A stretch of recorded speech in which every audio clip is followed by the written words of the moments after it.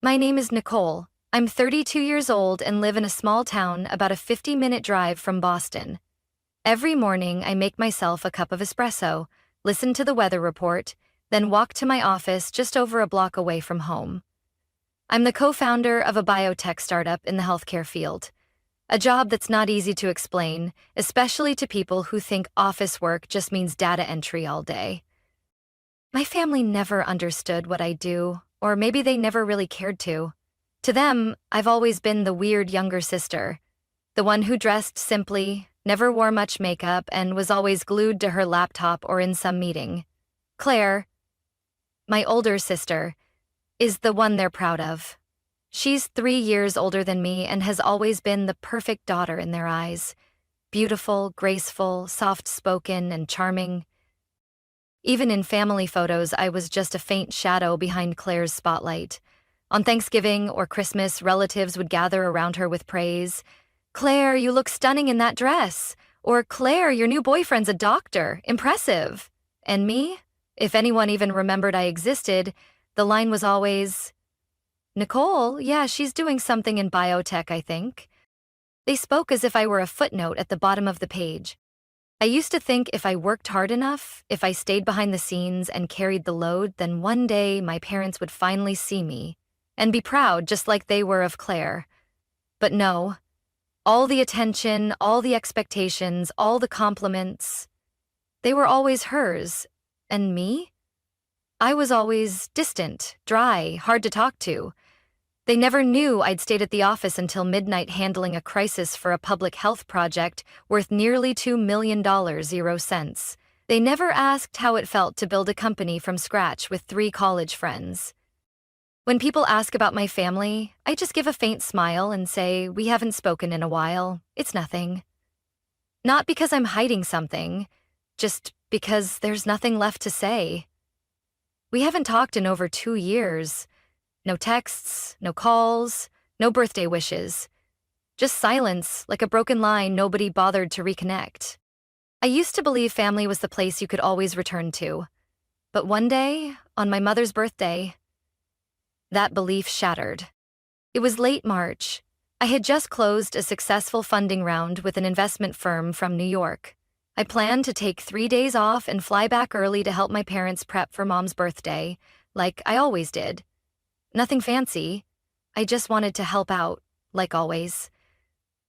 When I called to let them know, it was my dad who picked up. "I'm planning to come back early.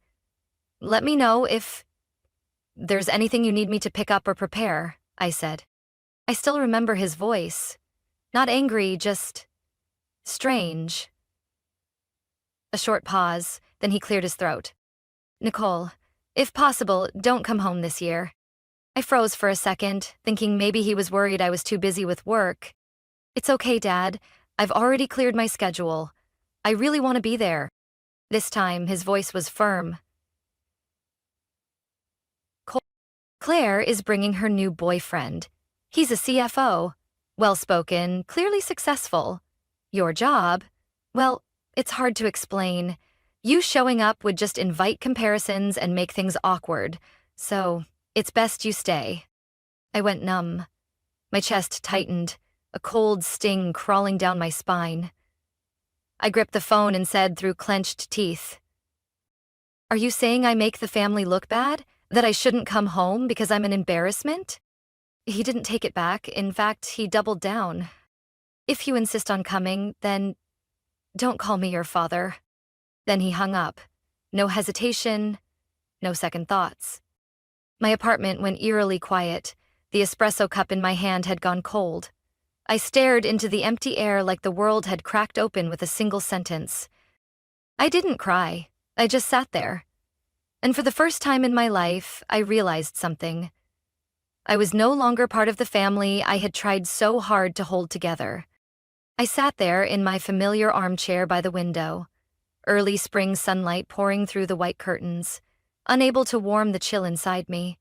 My father's words echoed again, clear and final. "If you insist on coming, then don't call me your father." I looked down at my hands. My fingers trembled, not from anger but from something deeper, the breaking point. I had always thought that even if I'd never be loved like Claire, at least I was still their daughter. Turns out, I wasn't. I stood up and walked to my desk. Without hesitation, I opened my laptop and logged into my banking app. For over 2 years, I'd been sending money to my parents every month, covering their electric bill, water, internet, even cable. Nearly $600, 0 cents a month, not counting the extra I'd send when Mom said the fridge broke down or Dad's car needed work. They never asked if I could afford it. They just said, "Claire's struggling after switching jobs. If you can help, that'd be great." And I helped, quietly, as if it were my duty. As if responsibility were some invisible contract I'd signed the moment I started earning. I opened the transaction history and scrolled. The total popped up. $15,720, 0 cents. My heart sank, not because I regretted it, but because even after all of that, I was never enough. I hovered over each bill: electric, water, internet. Click. Then another. Notifications popped up. Auto payment canceled successfully. No alarms, no warnings, just silence. Just like how I'd always existed in my family. That night, I couldn't sleep, not because I was angry, but because I kept thinking about how everything unfolded. About what my father said. About how my entire family was willing to cast me aside just to impress Claire's new boyfriend, a man I hadn't even met. I'd been compared all my life, but this was the first time I was publicly rejected. As if my existence was an inconvenience. Mom's birthday came quickly. I didn't call. I didn't send a card. I didn't post anything online, not out of spite, but because I couldn't pretend anymore. At exactly 5 p.m., as I sat on my balcony sipping peppermint tea, my phone buzzed. It was my mom. I stared at the screen for a few seconds, then let it go dark. A message came in right after. "Nicole, why is the power out? Can you check for us?" I set down my tea and opened the next message from Dad. "No water, no internet, call the providers, your mom's freaking out." I sat in silence, eyes fixed on the tree line out back.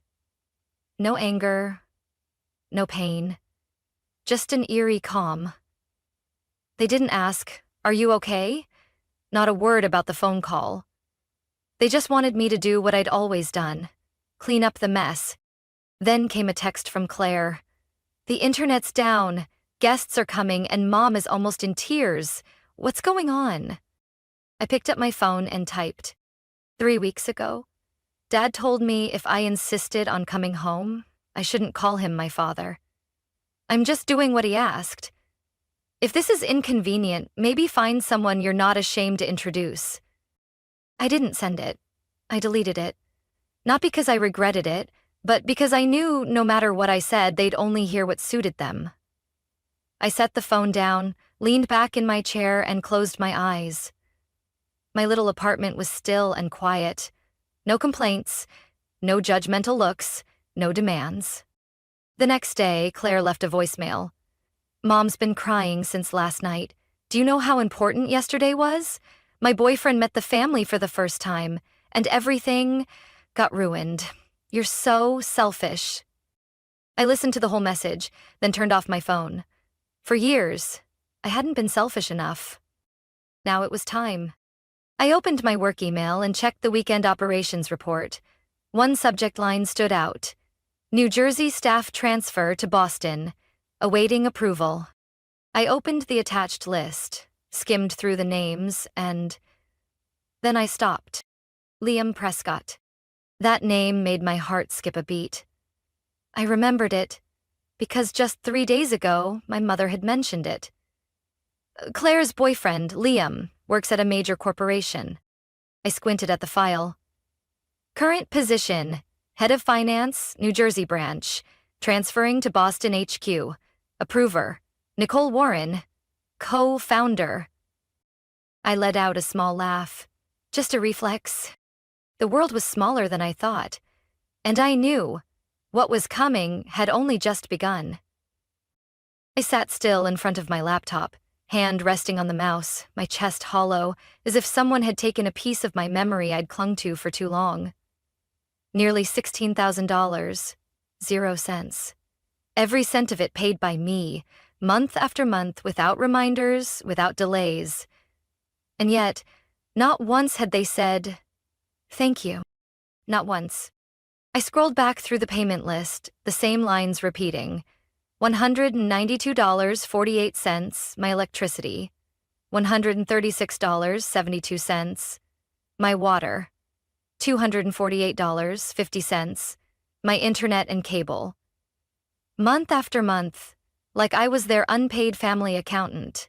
Unseen, unacknowledged, forgotten.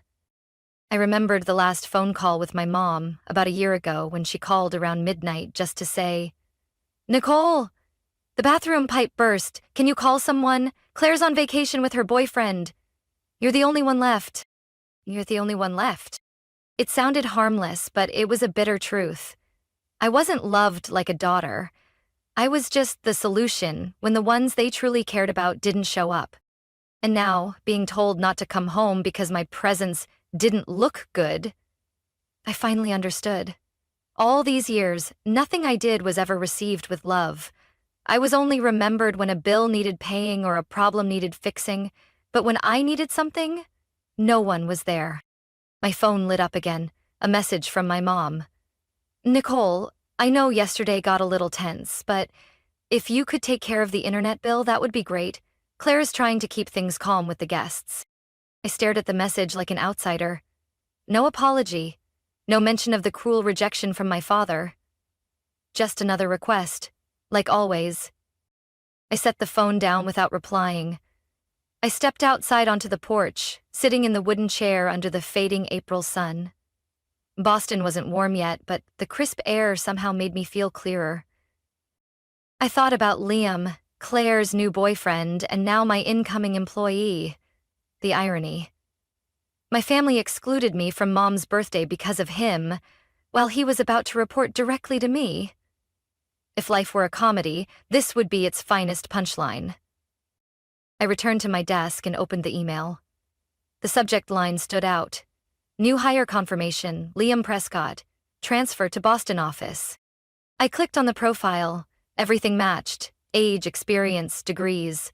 A polished resume. Exactly the kind Claire would go for. Educated, established, charming on paper. I looked at the attached photo. Something familiar. Then I remembered. We'd briefly met at a conference about 6 months ago. He shook my hand and politely called me co-founder Warren, but neither of us made the connection. Or rather, I never cared enough about Claire to know who the man beside her was. Now I had a choice. Approve the transfer, or deny it. But I knew I didn't need to do anything. Life had already written the perfect script. I just needed to sit back and see what would happen when Claire found out her boyfriend reported to the sister who embarrassed the family. The next day, Liam arrived at the office. He stepped into mine with a folder, his face slightly tense. When I looked up, his eyes paused on me, then widened in shock. "Nicole?" he asked softly. I smiled faintly, calm and composed. "Welcome to Pacific Genomics. I'll be reviewing the entire financial plan for this quarter. I look forward to working with you." Liam froze. His face flushed, then turned pale. No one in my family knew I co-founded this company. No one had ever asked what I really did. They just assumed I was some low-level desk worker. I said nothing more, just slid the contract toward him. Liam took it and quietly left the room. I leaned back in my chair. I wasn't happy. I wasn't sad. I just felt like the wheel had finally turned. And this time, I didn't have to say a word. The truth had spoken for itself. The morning of my mother's birthday, the Boston sky was unusually gray. A thick fog hung in the air, making everything look blurred, like the world itself was bracing for something to unravel. I poured myself a strong black coffee, sat by the window, and stared at the empty yard. I didn't plan to do anything. No texts, no calls, no birthday post. I just wanted things to play out exactly as they were, without me. At 9 a.m., my phone buzzed. First message from Mom. Nicole, sweetheart, I think the power's out. Can you check for us? It's an important day. I placed the phone face down on the table. Same tone. Sweet, gentle, like nothing had ever happened. Like I hadn't been told by my father that I embarrassed the family and shouldn't show up. 15 minutes later, a second message. This time from Dad. Still no power. Water's not running either. Is something wrong with the payments? Call the provider now. Short, cold, no concern, no mention of me being excluded from the party. Just a command, like I was still their logistics manager. I sighed. For 2 years, I'd never missed a single payment. Electricity, water, internet cable. I canceled them all, one by one, the night my father hung up, and severed everything, because I was hard to introduce. And now, on the very day Claire was introducing her boyfriend to the family, the house was in chaos. No electricity, no water, no internet. Exactly as expected. By 11 a.m., the messages came flooding in. Mom, Nicole, please, I'm begging you. Guests are arriving, can you just help this once? Dad, no electricity, we can't cook. Where are you? Take care of this now. Claire, seriously, Nicole, today is special. Mom's about to cry. There's no internet, I can't call anyone. I'm losing it here. Can you stop being selfish? I leaned back. My coffee had gone cold. The texts didn't make me feel vindicated. They didn't satisfy me. All I felt was emptiness. A quiet, unwavering emptiness. Then the phone buzzed again. A video call from Aunt Sharon, the only person in the family who still sent holiday messages, even if I rarely responded. I hesitated, then answered. Her old kitchen came into view, lit only by a phone flashlight. She looked tired, eyes slightly red. Nicole, she said softly. Your mom's in a panic. The house is dark, everyone's running around, and no one knows what to do. I said nothing, just looked at her. She paused, then added, not accusing, not defending. What happened? You've never missed your mom's birthday. I know you have your reasons, but say something. I took a deep breath, keeping my voice steady.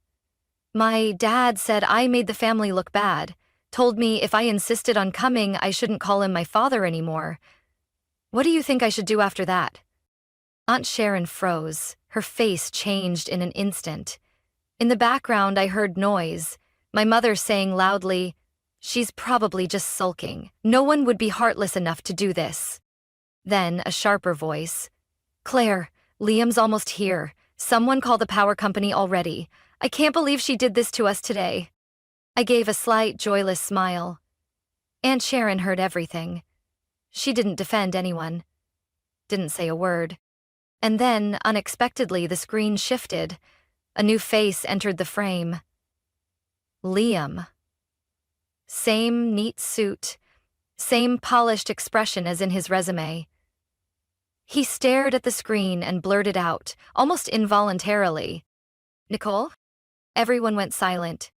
You're Nicole Warren, the one who runs Pacific Genomics? I nodded, eyes steady. A long pause. Then Liam turned to everyone in the room. She's my direct superior. And the one who approved my transfer to Boston. Stunned silence.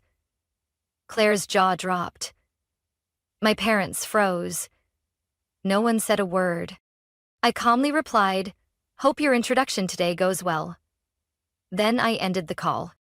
After the call, I set my phone down without another word. Outside the window, the dim afternoon light filtered weakly through the thick gray clouds. Everything around me was so quiet, it barely felt real. No voices, no follow-up texts, no calls. Just me and a strange, weightless sense of relief, after a truth revealed, not by me, but by them. I didn't need to expose anyone, I just stayed silent, and let everything unfold exactly as it was meant to. Liam had confirmed it clearly. I was his superior, the co-founder of Pacific Genomics, the company they assumed I was just some desk worker for. In that moment, my family's kitchen became a stage where the masks fell, one by one, and no one could stop them. And Claire, my sister, the one who once whispered to Mom that Nicole should pick a job that's easier to introduce, now stood frozen beside a birthday cake that hadn't even been lit. She had tried so hard to impress her boyfriend with empty compliments and a picture-perfect family, but in the end, it was that very boyfriend who called me boss in front of everyone. I could picture the scene like I was watching a replay. My mother, so flustered she nearly dropped the cake tray. My father, red-faced, gripping the edge of the table. And the relatives, those who only showed up for food and judgment, sitting in stunned silence, eyes darting around as they tried to process what just happened. And Aunt Sharon still had the call going, her gaze no longer curious, but something closer to respect. She didn't say much, just gave me a small nod before ending the call. That evening, I got the first message from Claire. Long, messy, a mix of anger and desperation.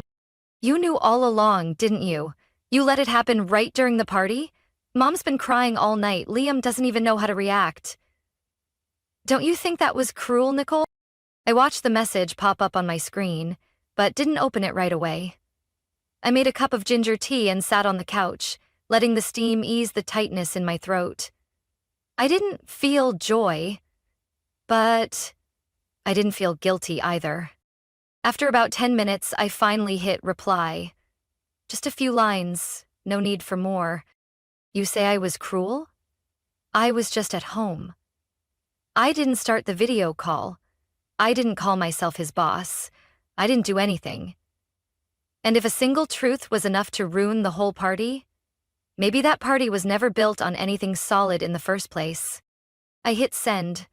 I wasn't waiting for a reply. Half an hour later, my phone buzzed again. This time, it was my mom. The message was short. I never expected you to choose this way to get back at the family. I closed my eyes and leaned back in my chair. Get back? Is that what they thought this was? I just remembered being shut out of a family event, having my role as a daughter dismissed because my job wasn't impressive enough. I remembered quietly paying dozens of bills over 2 years without a single check-in. I remembered trying so hard to be accepted, to be loved, and now I was done trying. Around 10 p.m., I got an email from Liam. Nicole, I'm sorry I didn't know sooner. I truly respect you for your work and for the way you stayed silent today. I've never felt more ashamed, but not because of you. I read it, then replied slowly. Liam, you don't need to apologize. Everyone is responsible for how they choose to see others. And don't worry, I never bring family matters into work, but I hope you understand now. Sometimes silence is the greatest strength. I clicked send, turned off my screen, and placed the phone face down on the table. Tomorrow, I'd still go to the office like usual. There would be reports to review, meetings to prepare for, and a world still turning outside. Only now there was one difference. Starting today, the ones who once dismissed me, finally knew who I was. And without a single shout, without any accusations, I had made them go silent. The next morning, as I walked into my office, sunlight filtered through the glass panels, casting a warm golden glow across the room. The air was calm, as if the universe had given me a few quiet minutes to breathe before the day's noise returned. I sat at my desk, powered on my computer, and opened my email as usual. In the priority inbox, there was one unread message. Sender, Liam Prescott. I clicked it. Subject, apology. And goodbye. Nicole, I don't know where to start, but after last night I couldn't sleep. I've been thinking. What happened probably shouldn't have happened in front of so many people, but at the same time, I feel a strange sense of clarity, especially about you. I'm not ashamed that you're Claire's sister. I'm ashamed that I didn't see her true self sooner. I can't stay in a relationship where basic respect doesn't exist. As of today, I'm ending things with Claire. Thank you for staying silent yesterday. And thank you for the way you lead. Quiet but strong and fair. Liam. I read it twice, then leaned back in my chair. I wasn't happy that Claire got dumped, I just felt something. Right. Like for the first time, someone outside finally saw what I'd been living with for years. The things I was told I was too sensitive about, or too cold for staying quiet about. I didn't reply. There was no need. But about 2 hours later, as I was reviewing the financial summary from the finance team, my phone lit up. A message from Claire. Nicole, I know you're busy, but please, can you talk to Liam for me? He's misunderstanding everything. I looked at the message, calm and unmoved. I didn't reply right away. Less than 5 minutes later, another message came through. You're his boss. You have influence. If you say something, he'll reconsider. I stood up and walked over to the window, gazing down at the busy street below. All those years, I had wished for just one message from Claire checking in when I was hurting, one word of encouragement when I failed. But there was nothing. And now that her relationship had crumbled, the person she turned to was me. Not to apologize, but to fix it. I returned to my desk and typed, Liam didn't leave because of anything I said. He left because of who you are. And maybe for the first time, he really saw it. Claire didn't reply immediately, but about an hour later, a new message arrived. You're right. But I really don't want to lose him. I'll change this time, please. Just this once. I didn't respond, not because I was angry, but because I was past the point of explaining. When I left the office that evening, the early spring breeze was still chilly, but the sunset cast a deep orange glow across the rooftops. I walked to the parking lot slowly, without hurry, without worry. Maybe for the first time in years, I felt light. I hadn't sought revenge. I had simply lived my truth and let the rest reveal itself. Claire had brought this ending on herself, and Liam, once dazzled by the facade of a perfect family, had finally seen the foundation beneath, the one I had lived on most of my life. That night, I played an old playlist, the kind of music that used to make me feel invisible during my early startup days. But tonight, the melodies sounded like a quiet affirmation. I had stepped out of the shadows. Not by yelling, but by standing firm. And that's what Claire, or anyone else in my family, had never seen coming. I didn't need validation anymore. I just needed to be myself and live what I truly deserve. About a week after things calmed down, on a rare Sunday afternoon when I decided not to touch my laptop, the doorbell rang. I wasn't expecting anyone, and I almost ignored it. But something made me glance through the peephole. My parents were standing at the gate.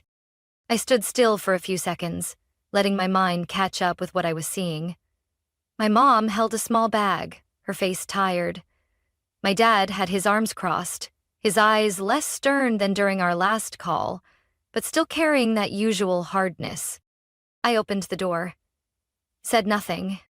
Hi, honey, my mom said first, her voice raspy like she'd just gotten off a long flight. Can we come in and talk for a bit? I silently stepped aside to let them in. No hugs, no warm greetings, just a heavy silence stretching from the hallway to the living room. I poured some water, set down 2 glasses, and sat across from them. My mom glanced around the apartment, simple, tidy, and completely untouched by any presence of my parents. My dad spoke first. About your mom's birthday, I said some things I shouldn't have. I stayed quiet. He looked at me, then continued, slower this time. Maybe we've been a little hard on you. Claire's been a mess since the breakup, and your mom's been crying nonstop, so we wanted to sit down and talk like a family. I still said nothing, just nodded slightly. I wanted to see where they were going with this. I was used to the long build-up before they got to what they really came for. Just as I expected, my mom jumped in right after. Well, we actually have a proposal. She hesitated, then placed the bag on the table and pulled out a printed sheet. We've thought it through. You're stable now, your job is great. If possible, we're hoping you could help us with a monthly contribution, around $2,000.00. Just enough to cover living costs, insurance, and some retirement savings. I looked up at her. $2,000 a month? My dad jumped in, as if afraid I'd misunderstand. It's not much for someone in your position. We're family, Nicole. I sat up straighter and kept my tone steady. What about Claire? My mom hesitated. She's not doing well after the breakup. She's down. Work's not going great. We can't pressure her. I let out a soft laugh, not out of bitterness, just because it was all so familiar. Claire was always the one who couldn't be pressured, and I was always the one who could handle it. I looked directly at them. If Claire agrees to contribute her part, $1,000.00 a month, I'll cover the other half. If not, I'll need a legal contract, one that clearly states when you both pass, all assets, including the house, will belong to me. Silence filled the room. My father furrowed his brow, his face flushing red. Are you seriously giving your own parents conditions? I didn't blink. Not conditions, principles.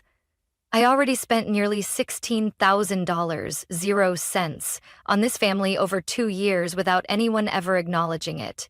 If you want me to continue, then things need to be clear. My mother turned to my father, her voice starting to waver. Maybe we should talk it over? But he shot up from his seat, slamming his hand against the wooden table, making the glasses rattle.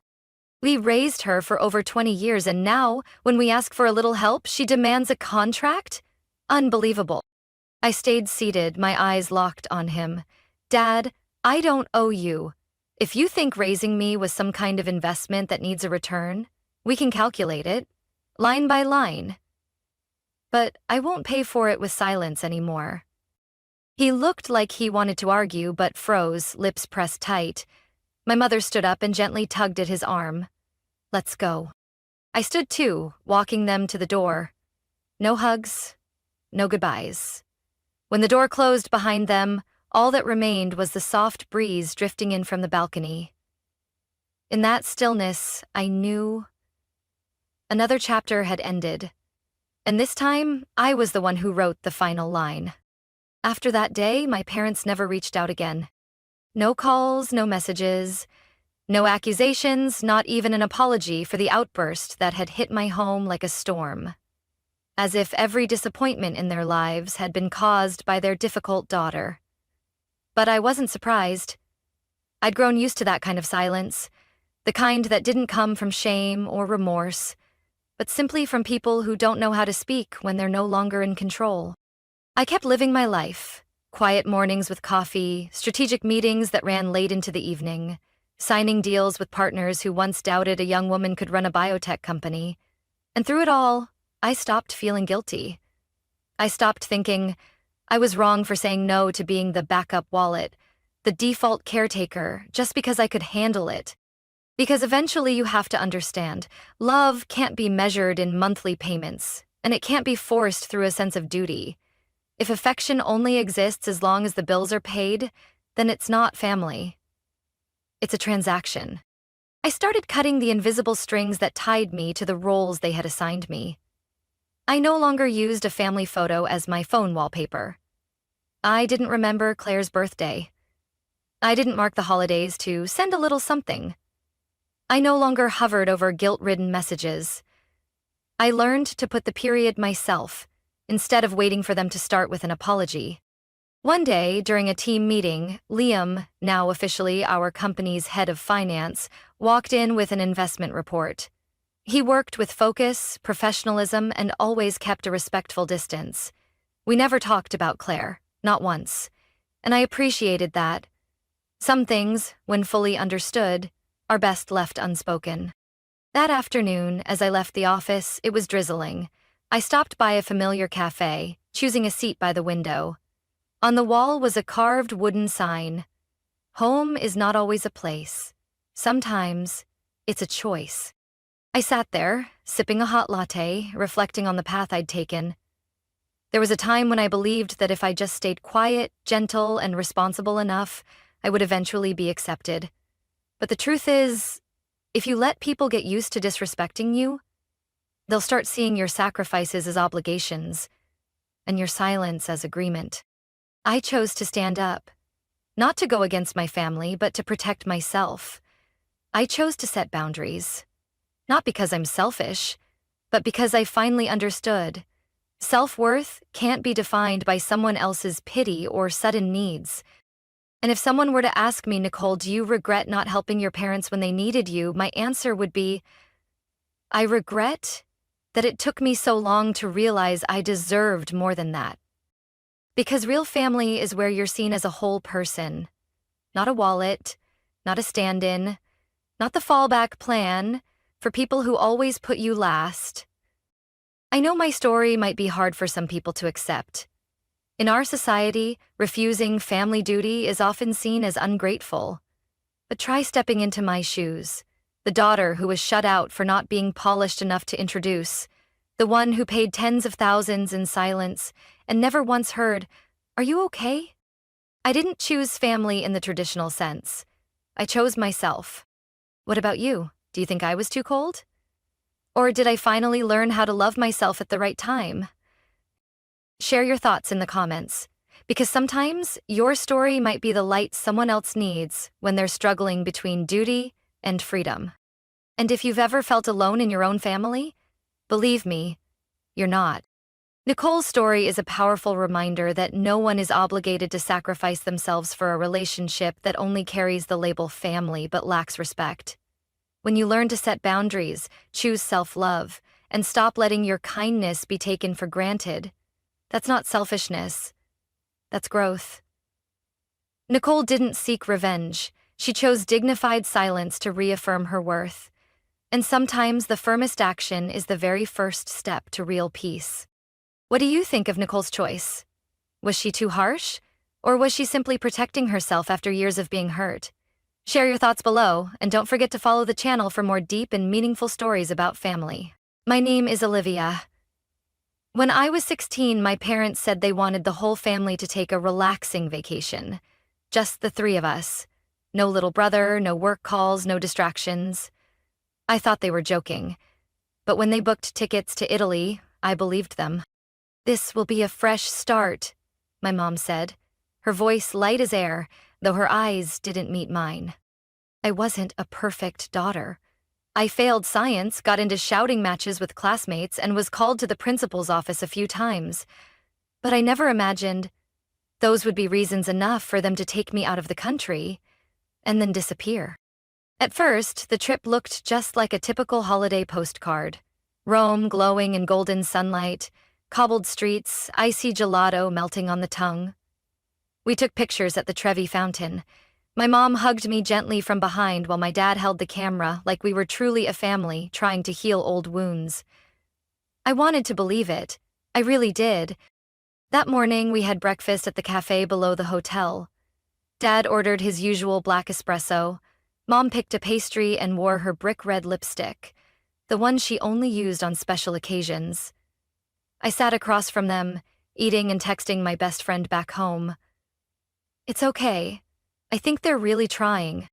Then my mom looked at me and said, barely louder than a whisper, "Let's take a walk, pick up a few souvenirs. Just 15 minutes. I nodded, not thinking twice. But 15 minutes turned into an hour, then 2, then 3. No texts, no calls. No one came back. I stumbled to the front desk, asking for my parents' names.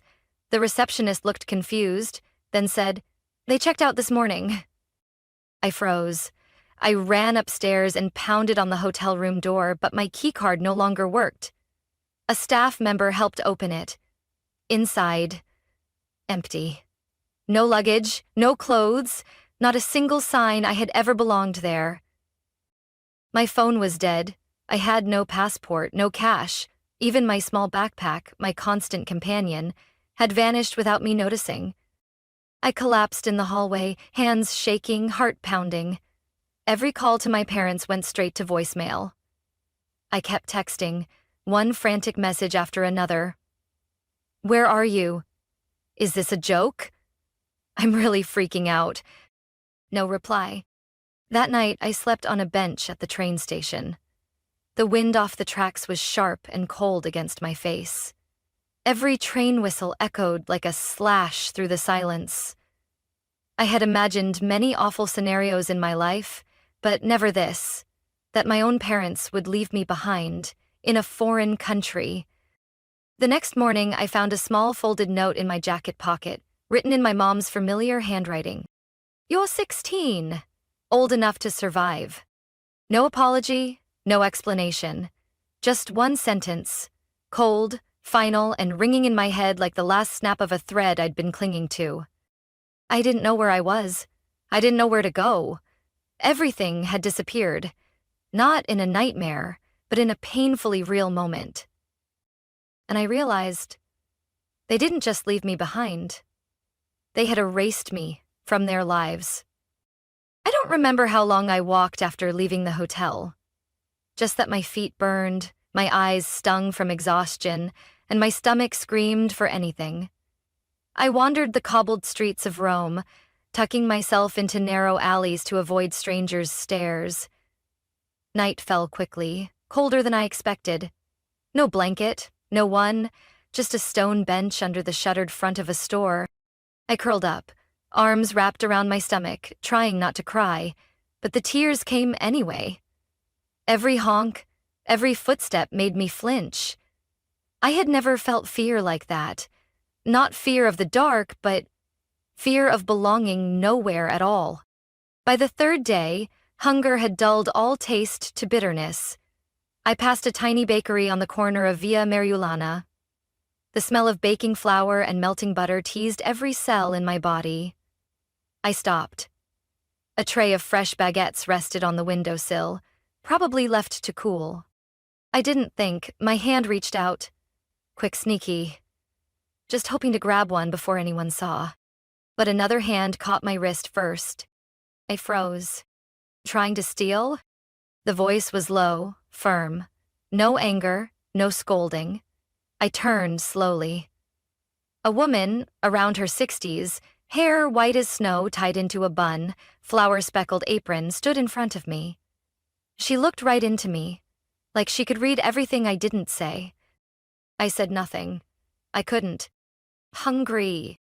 I nodded, barely, as if moving too much might shatter me. You take bread, you wash trays. Until I can see my reflection in them, I don't believe my ears, but she wasn't joking. She unlocked the door and gestured me inside. Her name was Marta. She had owned Forno di Marta for over 30 years. No husband, no kids, just an old oven, an aging cat named Espresso, and hands hardened by flour and fire. That night, I scrubbed nearly 20 baking trays caked in oil and burnt crumbs. The water was freezing, the vinegar cleaner clung to my skin, but I had never felt so grateful. "Good enough," Marta said when I finished the last one. "Upstairs, last room, down the hall. Old mattress, thin blanket. Not fancy, but better than the street." I stood silent, wanting to ask why she did this, but she had already turned, back to her rising dough.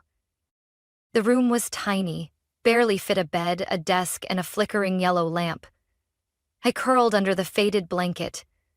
For the first time in days, I slept. No train whistles, no hunger pangs, no fear of being forgotten. The next morning, Marta was already baking before sunrise. I smelled coffee. I stepped into the kitchen, and before I could speak, she placed a warm croissant in my hand. "Eat." Then learn to shape dough. She never asked about my past, never asked why I was alone. Maybe she already knew. Or maybe she understood that some questions are best left unanswered. Day by day, I learned to feel when the dough was just right, to twist my wrist to dust evenly, to gauge the oven heat by its hum. Marta didn't teach with instructions. She taught with glances, with do-overs, with quiet corrections like, "Better next time." I didn't know how long I'd stay. I didn't know what tomorrow held, But in that little kitchen, with a meowing cat and the warmth of the oven, I started to believe I might survive. Maybe even begin again. In the early months at Marta's bakery, I just existed. But once the hunger faded and my hands adapted to flour and fire, I started to think beyond survival. I couldn't remain the abandoned girl forever. I needed to do something for myself, beyond myself, or at least discover who I was without anyone guiding me. One morning, while taking out the trash behind the bakery, I found an old backpack dumped near the bins. For some reason, I opened it.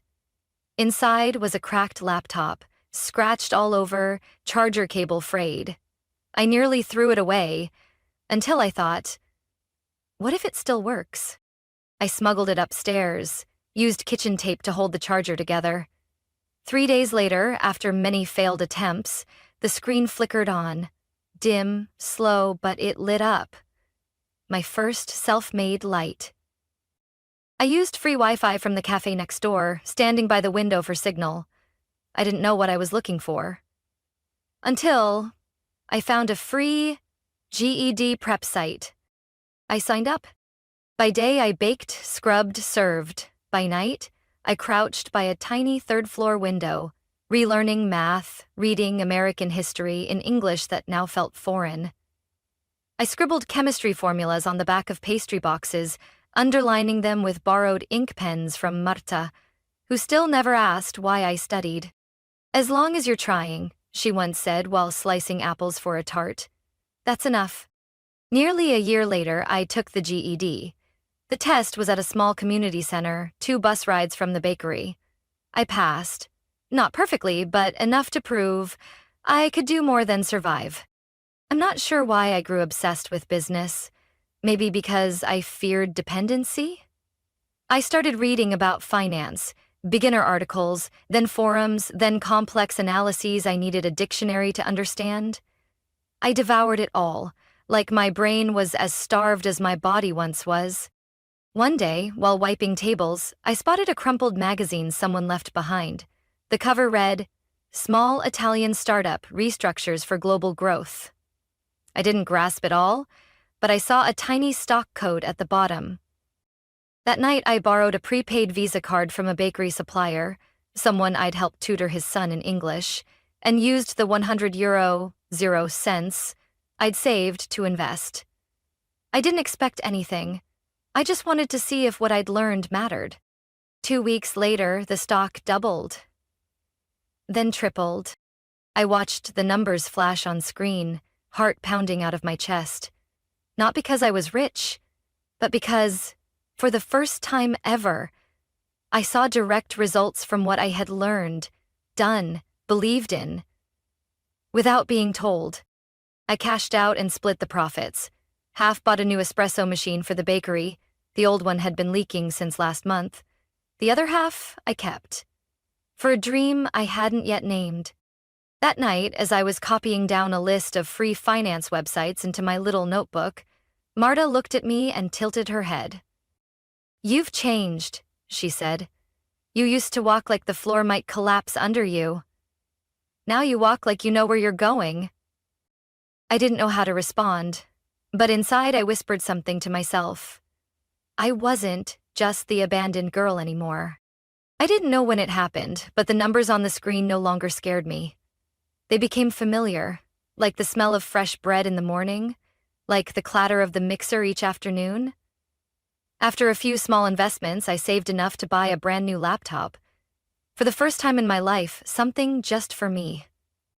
I studied financial planning, supply chain optimization, even basic contract writing. All of it was free. From YouTube videos made by strangers to blog posts buried deep in corners of the internet written by people who had once gone bankrupt and climbed their way back. I scribbled notes on the backs of pastry wrappers, cardboard box flaps, any scrap I could find. One evening, after helping Marta close the shop, I sat in front of the new espresso machine, the gift I'd secretly ordered with profit from my second investment. She looked at me and said something I'll never forget. "You're not the girl digging through trash behind the bakery anymore, Olivia." I stayed quiet. because she was right. When I turned 19, I registered my first business license under the name Livia Consulting, just different enough that no one could trace it to me but still felt like mine. I started by helping tourists understand the local market, guiding them on smarter currency exchanges, even helping some invest in small Italian startups.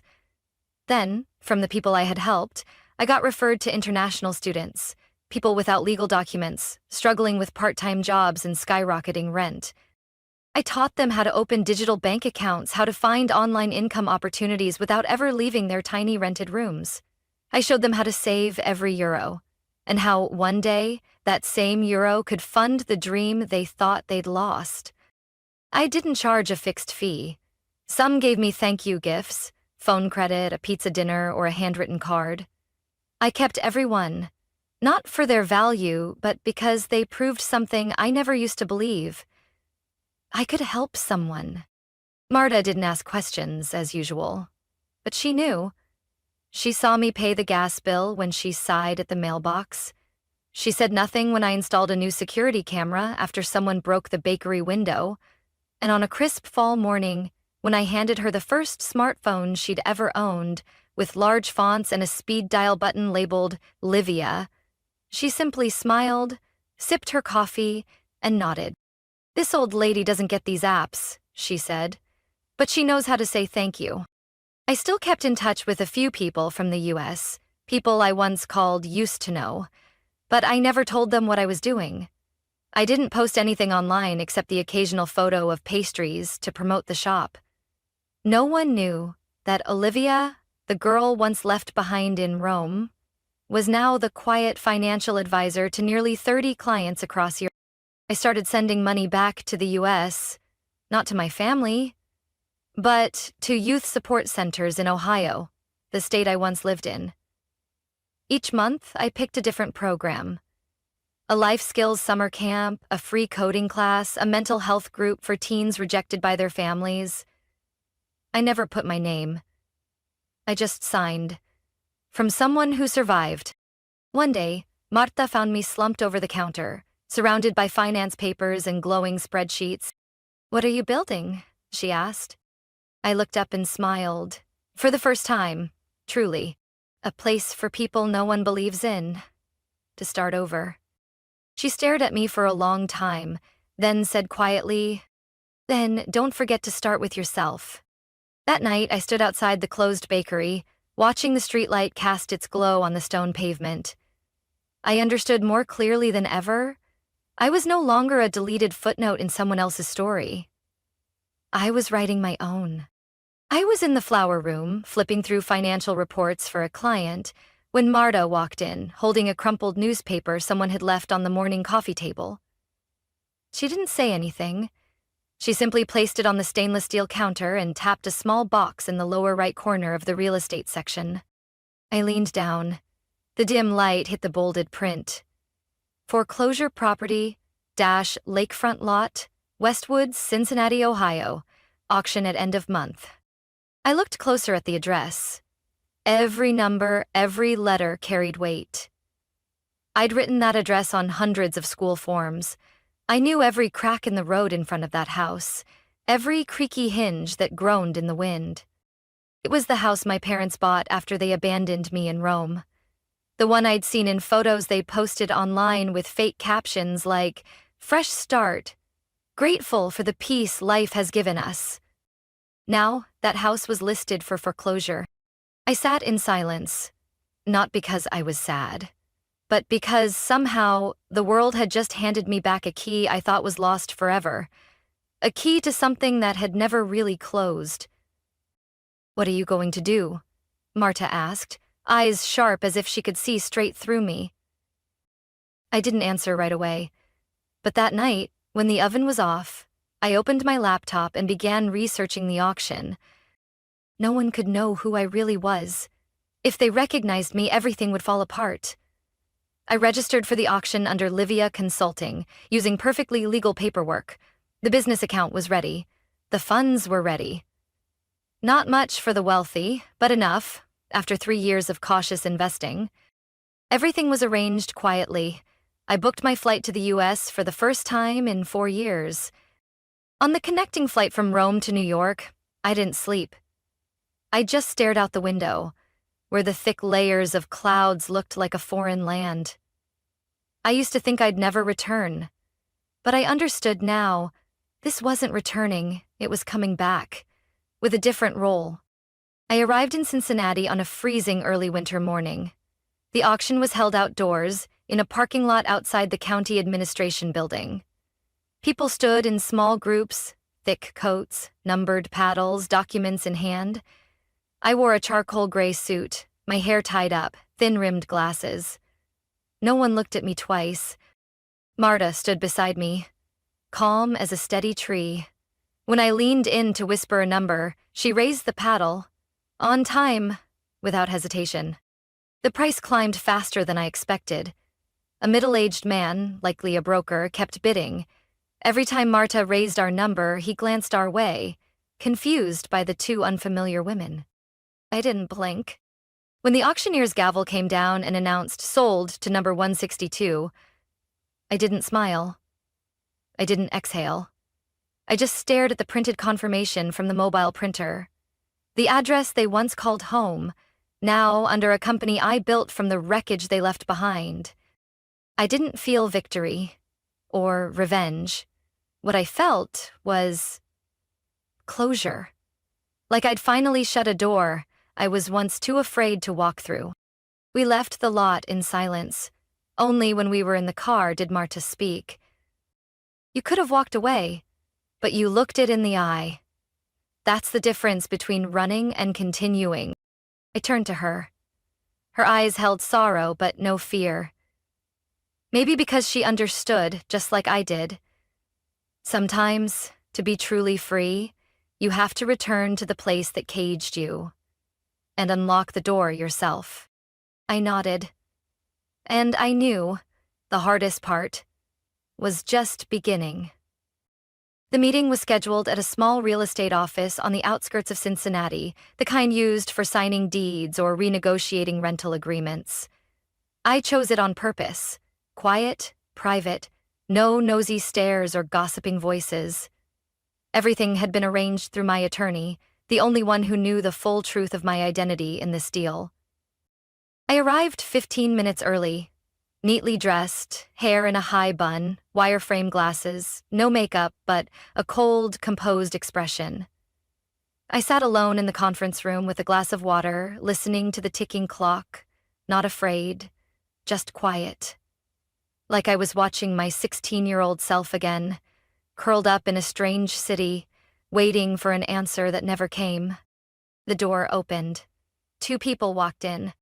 My mother wore a beige cardigan and oversized sunglasses that covered half her face. Her chin was high, still clinging to a faded elegance like she was in control. My father trailed behind, clutching a worn leather folder, head low, steps hesitant. They sat across from me, showing nothing but a strange caution. They didn't recognize me. Not a flicker of hesitation, not a familiar gesture. To them, I was just the rep from a company that had bought the house they were living in. I took off my glasses. The moment stretched like a slash through the air. My mother stiffened, lips parting as if to speak, but no words came. My father blinked twice, then looked down. Avoiding my eyes like facing me meant facing a nightmare he'd long buried. "We've met before," I said, voice steady. "In Rome, when I was 16. My mother swallowed hard, fingers gripping her purse strap. We thought it would be easier for you," she said, her voice fraying. "We thought, if we disappeared, you'd hate us less." I tilted my head, suppressing a bitter smile. "Instead of saying goodbye, you chose to disappear completely. Left me in a foreign country, no money, no passport, no message except, 'Old enough to survive?'" My father still wouldn't look up. I flicked the deed and slid it across the table. "I'm the one who bought the house you live in. The paperwork is fully legal. You have 30 days to leave." "You can't do this," my mother whispered. This time, there were real tears, but I knew they weren't from regret, only fear. "Can't?" I leaned back. I used to wait for you to come back for me. Just once. But that never happened. I don't need an apology anymore. I need closure. Marta walked in right then, holding a folder. She said nothing, just placed it on the table and gave me a sharp, calm nod. We'll send the formal move-out schedule tomorrow, she said, voice colder than steel. If you need help relocating, our company can refer someone. My mother shook her head, nearly sobbing. We're family, Olivia. I stood. Family doesn't abandon each other in a foreign country and walk away like their child never existed. You made your choice, and now I've made mine. I walked out without looking back. I didn't need to hear another word. I had lived long enough in silence to know this. Sometimes words don't need to be long, just timely. And I had just reclaimed the one thing they took from me, my right to choose. Less than a week after the meeting, I began to see my name appear on social media. Not in congratulations, but in venomous posts from the very person who gave birth to me. She's been poisoned by money and power and came back to steal her parents' home. We just wanted her to grow up strong. We didn't expect she'd return as a stranger. Cold and cruel. Under each post were hundreds of comments. Some were sympathetic, some furious, but most came from people I had never met, ready to judge a daughter who had kicked her parents out. I didn't respond. I didn't need to win online. I just needed to win in real life. Right after they moved out of the house, on time, without a word, I began renovating everything. The house that once symbolized betrayal was now becoming the foundation for something else. A safe place for girls who had been abandoned, just like me. I renamed the house Second Light, because I believe sometimes the first light goes out too soon, but that doesn't mean it's the last. I repainted the worn yellow walls in a soft, calming blue, got rid of the cold, heavy furniture and replaced it with cozy fabric sofas, warm bedside lamps, and secondhand bookshelves I collected from local libraries. The Live, Laugh, Love sign that used to hang in the living room was replaced with a simple framed quote, "You were not made to be invisible." The master bedroom became a shared space. I put in 2 bunk beds, each with its own little world, new mattresses, soft body pillows, and lockboxes for personal belongings. Marta, or as the girls later called her, Mama Marta, took charge of the kitchen. She taught them how to knead dough, how to keep an oven's temperature steady, how to make a perfect peach tart. But more than that, she taught them patience and trust, something it had taken me a long time to relearn. Our first session had 3 girls. Jamie, 17, kicked out after revealing she didn't follow her family's religion. Asha, 18, who wandered near the train station after her stepfather refused to take her in when her mother passed. And Zoe, 15, who didn't speak a word for the first week, just stared at the floor and nodded when spoken to. I didn't ask too many questions. I just said, "If you're here today, then you deserve to stay." We had dinner together every Saturday. I didn't allow phones at the table. Hands held spoons, mouths could smile or stay silent, if that's what someone needed. No one was forced. But slowly, short answers turned into stories. Silence gave way to laughter. One day, I saw Zoe quietly place a slice of Marta's toast on Jamie's windowsill, with a folded note, "In case you're hungry tonight." I didn't intervene. I just stood in the hallway, leaning against the wall, and smiled quietly. I continued my online consulting work. Part of the earnings went to keeping Second Light running. The rest went to funding job training programs and online courses for the girls. No one needed to know where the money came from. All they had to know was here. No one would ever be left behind again. Every time a new girl arrived, I took her upstairs to what used to be my bedroom. It had been split into an office and a reading nook. I let her sit down, then pointed to the wooden sign above the bookshelf. The words were carved by hand. "We don't promise to replace your old family, but we will not disappear." Then I handed her a pair of slippers, clean pajamas, and asked one question. Tonight, would you rather sleep or talk? The answer didn't matter. What mattered was, she had a choice. I didn't need to explain myself to the world. Because this house, the laughter from the kitchen, and Jamie's shy morning hugs were the only answers I ever needed. I didn't need validation from the past. I just needed to turn it into a foundation for something better. And now, I had. That afternoon, the sunset poured through the big glass window behind the kitchen, bathing everything in gold. From the edge of the table to Zoe's hair as she folded napkins quietly at the corner. The scent of cinnamon cookies mixed with the giggles upstairs. Asha and Jamie were fighting over tonight's playlist. It was a special evening. The 1-year anniversary of Second Light. I stood by the old door frame that used to whistle with wind on freezing nights when I was the forgotten child. Now, that very frame held a string of tiny lights, twinkling gently after dark. Nothing fancy, no flashy decorations, just things that truly belonged to people, not appearances. Marta stood at the counter, sleeves rolled up, showing a new girl how to slice apples safely. Her name was Eliza, 14, quiet and jumpy when someone raised their voice. But under Marta's hands, she softened. I watched them, then looked away, afraid to break that small, fragile moment. Because I knew, for Eliza, those apple slices were more than just fruit. They were the first taste of what it meant to stay. The door creaked open.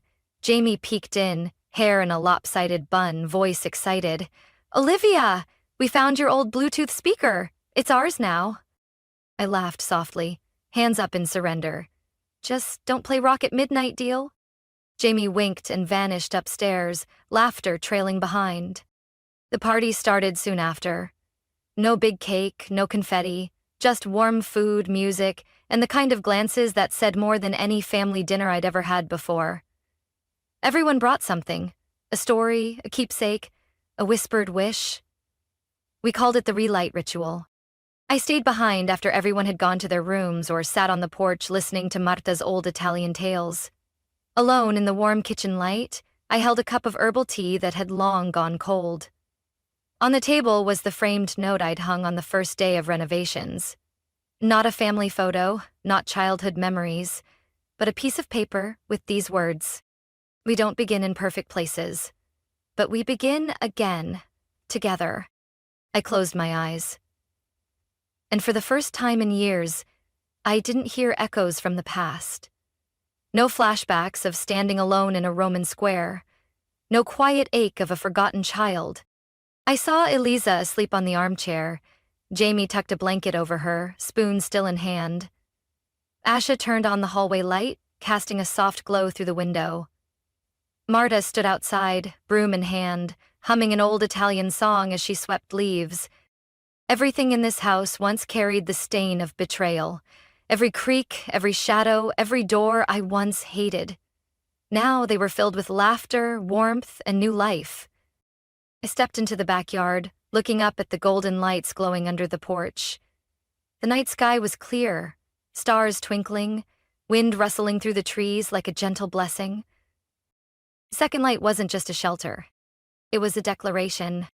Proof to anyone who had ever been abandoned, labeled a burden, or made to feel invisible that we don't need to be accepted to exist. We just need a place to begin again. The right way. I looked back at the house, no longer a ghost from memory, and whispered, for no one to hear but myself. This isn't just a house. This is where we begin again.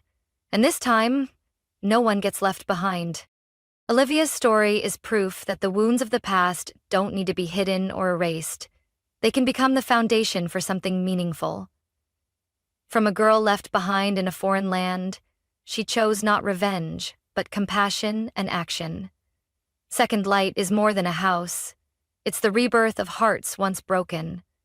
In a world full of judgment, Olivia chose quiet healing and gave others the chance to start over, just as she once wished for herself. What do you think of Olivia's journey and the choices she made? Share your thoughts in the comments below. And don't forget to follow the channel for more heartfelt and powerful stories about life and family.